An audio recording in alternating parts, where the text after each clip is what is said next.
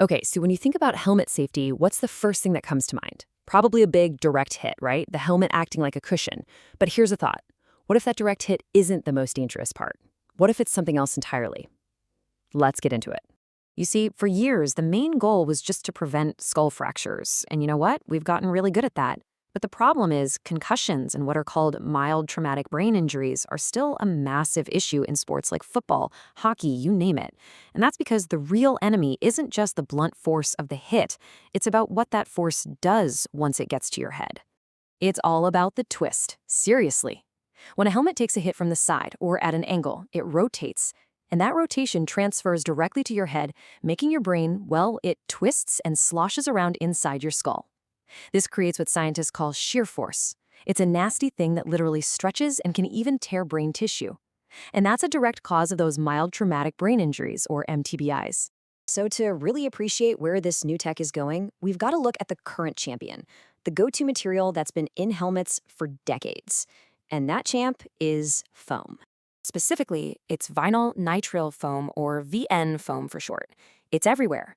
Its whole job is to take the energy from a direct hit and absorb it by basically just squishing down, deforming to cushion that blow. The way it works is actually pretty cool. It's what's known as a viscoelastic material, which is just a fancy way of saying it can deform a lot when it gets hit. By doing that, it slows down the impact. It increases the time it takes for your head to come to a stop, which reduces the peak force. It's kind of like catching a fast-moving ball. You don't just stop it dead. You let your hand move back with it to soften the catch. The foam gives with the impact. But, and this is a big but, it's not so great with that dangerous twisting force we talked about. And that weakness? Well, that's the exact reason a team of researchers decided to throw out the playbook and invent a totally new kind of padding. This isn't just another foam. This is something built from the ground up, one tiny fiber at a time. It's called FEAM, which is short for Flocked Energy Absorbing Materials. Forget the idea of a solid block of foam. Instead, picture this: a super dense, tiny little forest made of millions and millions of nylon fibers, all standing straight up, perfectly aligned. And how they make this stuff is straight out of science fiction. It's a process called electroflocking. Get this, they create a massive electric field, we're talking 80,000 volts between two plates. Then, tiny nylon fibers on the bottom plate are literally levitated by the field and shot upwards perfectly straight into a layer of adhesive on the top plate. It's just incredible high-tech manufacturing happening at this microscopic level. So here's the breakdown of how it's made. First, you lay down some adhesive on a sheet. Then, you zap it with that 80 kilovolt field to flock the fibers on there, standing straight up. After it's cured, you can stack and layer multiple sheets to get the thickness you need. And what you end up with is this amazing, uniform pad of aligned fibers, just waiting to absorb some impact.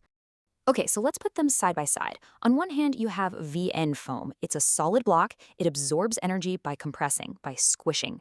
On the other hand, you have FEAM. It's that dense forest of fibers.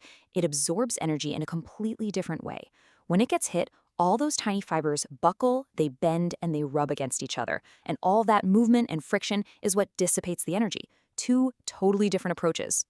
All right, so we've got the reigning champ, foam, and the new contender, fibers.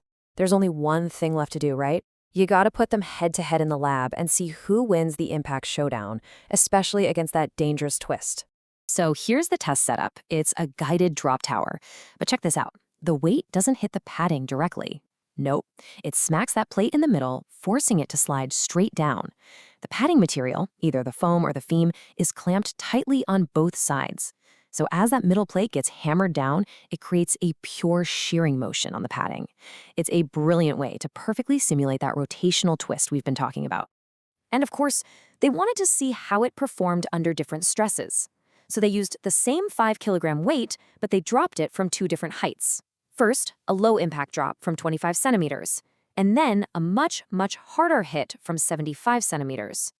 So, how do you score this fight? Well, the scientists focused on one key number. It's called shear strain energy density. I know, it's a mouthful, but all it really means is how much of that twisting, shearing energy can the material soak up. That's it. Higher number, better protection. Simple as that. All right, the stage is set, the tests are done. So, who won?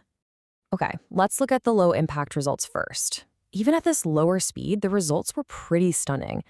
The best version of the FEAM material absorbed 49% more shear energy than the old school foam. I mean, that's already a huge win, right? But that's the real question, isn't it? What happens when you really crank up the power? When the hit is harder, faster, more dangerous? How does this new stuff hold up then? Well, the answer is, it wasn't just a little better. It was, well, just look at this number. 135%. That is just staggering. At that higher impact speed, the FEAM padding absorbed 135% more shear energy than the foam. It didn't just beat the old standard, it left it in the dust. I mean, look at this graph. It's not even a close fight. It shows you just how much better this fiber architecture is at dealing with those dangerous rotational forces. And hey, this isn't just my interpretation. The researchers themselves put it pretty clearly in their paper. They said the FEM materials showed, and I'm quoting here, remarkable improvement compared to the VN foam. That's about as direct as it gets from scientists.